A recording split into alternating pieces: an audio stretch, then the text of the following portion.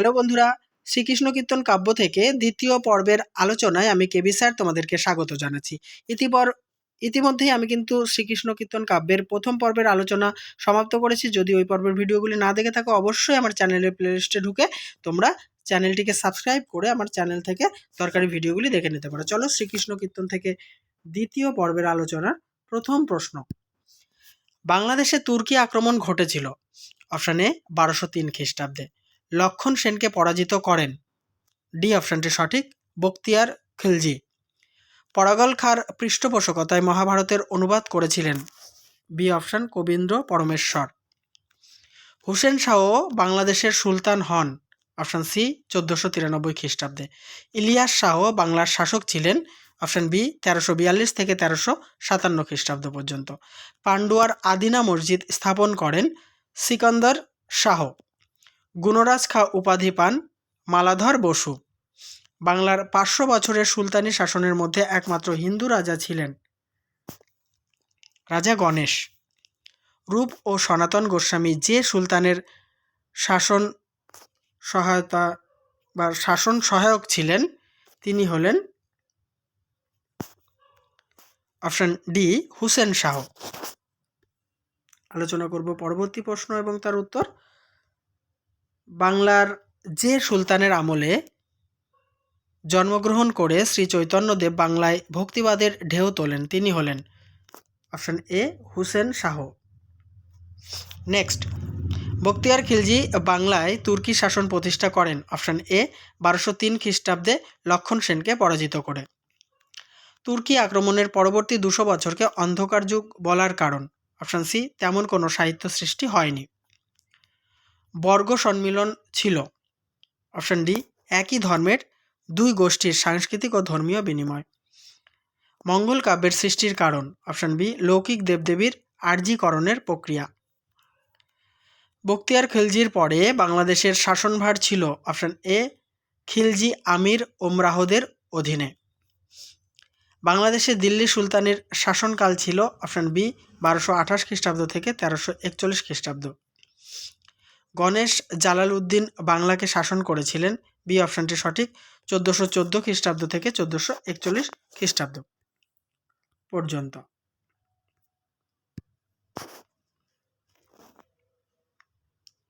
Next প্রশ্ন, তুর্কি আক্রমণের ছবি পাওয়া যায় বাংলা সাহিত্যের এমন দুটি নিদর্শনের নাম হলো। অপশান এ শূন্য পুরাণের অন্তর্গত নিরঞ্জন ও বিদ্যাপতির, শূন্য পুরাণের অন্তর্গত নিরঞ্জন আর বিদ্যাপতির হচ্ছে কীর্তিলতা। তুর্কি আক্রমণের পরবর্তীকালে বাংলাদেশে সুশাসন প্রতিষ্ঠা হয়েছিল। অপশান ডি 1493 খ্রিস্টাব্দে হুসেন শাহের শাসন শুরু হলে। নেক্সট, বর্গ সম্মিলনের ফলে উচ্চবর্ণের কাছ থেকে গ্রহণের মাধ্যমে বাংলা সাহিত্যের যে ধারার সূচনা হয় তা হলো। অপশান সি অনুবাদ সাহিত্য। বাংলা সাহিত্যের অন্ধকারময় যুগ বলা হয়। অপশান এ ত্রয়োদশ-চতুর্দশ শতাব্দীকে। প্রাক চৈতন্য যুগ বলা হয়। Option D ত্রয়োদশ-চতুর্দশকে। 1757 সালটি গুরুত্বপূর্ণ হওয়ার কারণ। অপশান সি পলাশীর যুদ্ধ। নেক্সট, যুগ সন্ধিক্ষণ বলা হয় যে সময়কালকে তা হলো 1757 থেকে 1800 খ্রিস্টাব্দ। নেক্সট, যার আনুকূল্যে বাংলা সাহিত্য চর্চার ক্ষেত্রে প্রসারিত হয় তিনি হলেন। বি অপশানটি সঠিক, হিন্দু রাজা দনুজ মর্দনদেব। নৃপতি তিলক বলা হয় হুসেন শাহকে। আর্যা সপ্তশতী গ্রন্থটির লেখক গোবর্ধন আচার্য। মুসলিম সুলতানেরা হিন্দু কবিদের যে উপাধিতে ভূষিত করেছেন তা হলো খান। 1493 খ্রিস্টাব্দে সিংহাসনে বসেন। বি অপশানটি সঠিক, আলাউদ্দিন হুসেন শাহ। তুর্কি আক্রমণে গৌড় দেশ থেকে নিশ্চিহ্ন হয়। অপশান সি সেন বংশ। পরের প্রশ্ন, শ্রীকৃষ্ণ কীর্তন কাব্যের পুঁথি আবিষ্কৃত হয় 1909 খ্রিস্টাব্দে। শ্রীকৃষ্ণ কীর্তন কাব্যের পুঁথি আবিষ্কার করেন বসন্ত রঞ্জন রায় বিদ্যবল্লভ।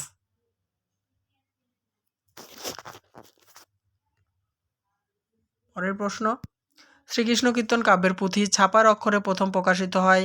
অপশান সি 1916 খ্রিস্টাব্দে। শ্রীকৃষ্ণ কীর্তন কাব্যের খণ্ড সংখ্যা অপশান ডি 13। শ্রীকৃষ্ণ কীর্তন বাংলা সাহিত্যের কোন যুগের নিদর্শন? অপশান বি আদি মধ্যযুগের নিদর্শন। শ্রীকৃষ্ণ কীর্তন কাব্যের পুঁথিটি পাওয়া গিয়েছিল বাঁকুড়া জেলার যে গ্রামে, তা হলো কাকিল্লা।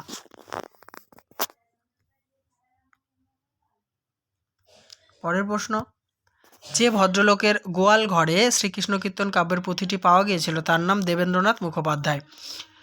শ্রীকৃষ্ণ কীর্তন কাব্যের শেষ খণ্ডের নাম রাধা বিরহ। দ্বিতীয় বিদ্যাপতি হলেন গোবিন্দ দাস। বিদ্যাপতি কাব্য রচনা শুরু করেন যে রাজার অনুরোধে, তিনি হলেন দেবসিংহ। চণ্ডীদাস যে গ্রামে জন্মগ্রহণ করেন তার নাম নানুর। কবি জ্ঞানদাস যে গ্রামে জন্মগ্রহণ করেন তার নাম কাঁদরা। গোবিন্দ দাস যে গ্রামে জন্মগ্রহণ করেন তার নাম শ্রীখণ্ড। ব্রজবুলি ভাষায় পদ রচনা করেছিলেন গোবিন্দ দাস। শ্রীকৃষ্ণ কীর্তনের নাম কারো কারো মতে হওয়া উচিত শ্রীকৃষ্ণ সন্দর্ভ। শ্রীকৃষ্ণ কীর্তনের পুঁথি আবিষ্কার করা হয়েছিল বাঁকুড়া জেলার কাকিল্লা গ্রামে দেবেন্দ্রনাথ মুখোপাধ্যায়ের গোয়ালঘর থেকে। বিষয়বস্তুর দিক থেকে শ্রীকৃষ্ণ কীর্তন কাব্যের গুরুত্ব হলো অপশান সি, এটি বাংলায় রাধাকৃষ্ণ লীলা বিষয়ক প্রথম আখ্যান কাব্য। নেক্সট, শ্রীকৃষ্ণ কীর্তন প্রকাশিত হয় 1916 খ্রিস্টাব্দে বঙ্গীয় সাহিত্য পরিষদ থেকে। পরের প্রশ্ন, শ্রীকৃষ্ণ কীর্তন কাব্যটি রচিত হয় চতুর্দশ শতাব্দীর শেষ দিকে কিংবা পঞ্চদশ শতকের প্রথমার্ধে। পরের প্রশ্নোত্তর আলোচনা করব, তার আগে বলি বন্ধুরা অবশ্যই ভিডিওতে লাইক, কমেন্ট এবং শেয়ার করো। আর চ্যানেলটিতে নতুন হলে সাবস্ক্রাইব করে অল করে দিও। তোমরা জানো যে এর আগে আমি এই চ্যানেলটিতে তোমাদের এসএলএসটি বা অন্যান্য 9, 10, 11, 12 সমস্ত সিলেবাস কমপ্লিট করেছিলাম। প্রায় 1150টা ভিডিও আমার চ্যানেলকে হ্যাক করে ডিলিট করে দেওয়া হয়েছে। তাই অবশ্যই আগে যেভাবে তোমরা আমার চ্যানেলের সঙ্গে ছিলে, সাপোর্ট করতে, এভাবে করতে থাকো। আশা করছি যে তোমাদের সিলেবাস আমি যথাসময়ে শেষ করে দেবো। চলো দেখে নেওয়া যাক। বড়ু চণ্ডীদাস শ্রীকৃষ্ণ কীর্তনের উপাদান সংগ্রহ করেছিলেন। এটি হবে অপশান সি ভাগবত পুরাণ এবং গীত গোবিন্দ থেকে। পরের প্রশ্ন, শ্রীকৃষ্ণ কীর্তন কাব্যের গঠন রীতির বৈশিষ্ট্য হল অপশান ডি, এতে সংলাপ, আখ্যান আর গীতি কবিতার মিশ্রণ ঘটেছে। নেক্সট, শ্রীকৃষ্ণ কীর্তন কাব্যের প্রথম ও শেষ খণ্ডের নাম যথাক্রমে জন্মখণ্ড ও রাধা বিরহ। শেষ খণ্ড হচ্ছে রাধা বিরহ, আর প্রথম খণ্ড জন্মখণ্ড। শ্রীকৃষ্ণ কীর্তন কাব্যে যে যে ছন্দের প্রয়োগ দেখা যায় তা হলো, বি অপশানটি সঠিক, পয়ার ও ত্রিপদী ছন্দের। শ্রীকৃষ্ণ কীর্তন এর কবিকে কোন কোন নামে পাওয়া যায়? বড়ু চণ্ডীদাস, অনন্ত বড়ু চণ্ডীদাস। পরের প্রশ্ন, শ্রীকৃষ্ণ কীর্তন কাব্যের যে খণ্ডটিকে পণ্ডিতেরা প্রক্ষিপ্ত বলে মনে করেছেন সেটি হলো রাধা বিরহ খণ্ড। এটা খণ্ড নামে প্রকাশ হয়নি, এটা হচ্ছে রাধা বিরহ নামেই প্রকাশিত হয়েছে। শ্রীকৃষ্ণ কীর্তন এর পুঁথিটি আবিষ্কৃত হয় বাঁকুড়া জেলা থেকে। কাব্যটির বিষয়বস্তু হচ্ছে রাধাকৃষ্ণের প্রেমলীলা। শ্রীকৃষ্ণ কীর্তন নামটি দিয়েছিলেন বসন্ত রঞ্জন রায়। শ্রীকৃষ্ণ কীর্তন কাব্যের দুটি চরিত্রের নাম বড়াই। শ্রীকৃষ্ণ কীর্তন কাব্যটি মূলত অপশান সি উক্তি প্রত্যুক্তিমূলক। মধ্যযুগে মোট কতজন চণ্ডীদাসের অস্তিত্বের কথা জানা যায়? 4 জন। শ্রীকৃষ্ণ কীর্তন কাব্যটির রচয়িতা বড়ু চণ্ডীদাস। নেক্সট, শ্রীকৃষ্ণ কীর্তন কাব্যটিতে কোন কাব্যের প্রভাব লক্ষ্য করা যায়? জয়দেবের গীত গোবিন্দ কাব্যের প্রভাব লক্ষ্য করা যায়। তাহলে বন্ধুরা, এই আলোচনার সঙ্গে সঙ্গে শ্রীকৃষ্ণ কীর্তন কাব্য থেকে এই দুটি পর্বই আলোচনা করার ছিল। তো নেক্সট টাইম আমার সময় পেলে অবশ্যই তোমাদের সামনে আমি এই শ্রীকৃষ্ণ কীর্তন কাব্য থেকে প্রশ্ন উত্তর আলোচনা করব। আজ এখানেই সমাপ্ত করছি। নেক্সট গুরুত্বপূর্ণ তোমাদের সিলেবাসের অন্তর্গত পরের ভিডিও নিয়ে তোমাদের সাথে দেখা হবে। দেখতে থাকো এবং সঙ্গে থাকো বিশ্বাস টিউটোরিয়াল ইউটিউব চ্যানেলটির।